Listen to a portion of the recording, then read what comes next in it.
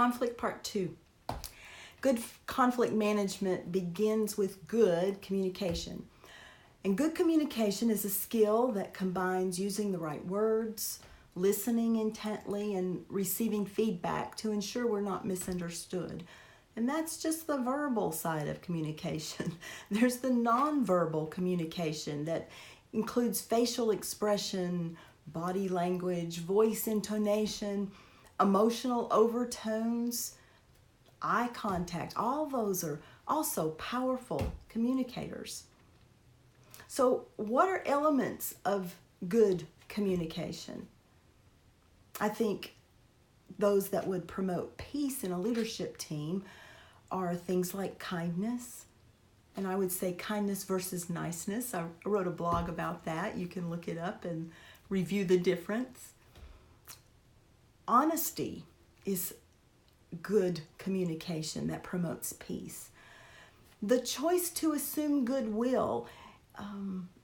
Assumptions of goodwill are necessary in a leadership team, but assumptions the other direction come from indirect secondhand communication, which is the breeding ground of conflict. So if conflict is a when, not an if thing, then we need to be committed to steward it well. There's some common mistakes we make when conflict arises that we need to be aware of. One is ignoring. I mentioned that I could be the poster child of conflict avoidance. And you know what? I'm not alone. As I prepared for this, I found out that the overwhelming majority of people in ministry share that characteristic. We want to help. We want to make it all right. A second thing is isolating ourselves, just going away when conflict comes up.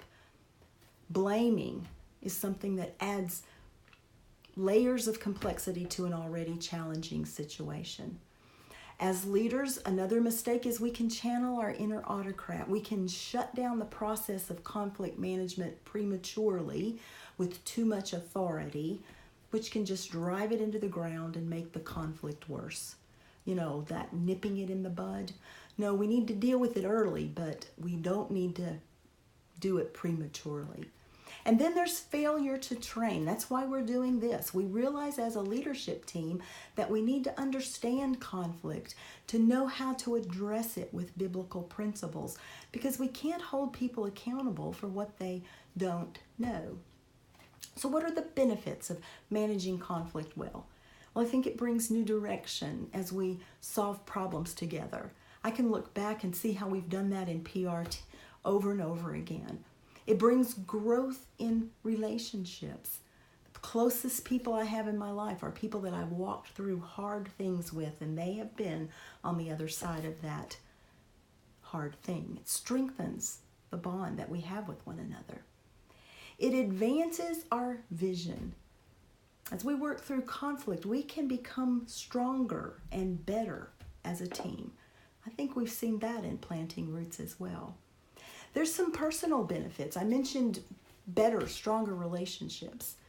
But it can also increase our confidence, because conflict can rob us of confidence if it's not managed well. It can give us greater respect for one another and greater self-respect. But not handling conflict well can rob us of joy, rob us of peace, motivation. It can even damage our health. It can produce demanding people. It can drain us of material resources. It can destroy relationships, create dysfunctional teams, and it can cause people to leave our team prematurely.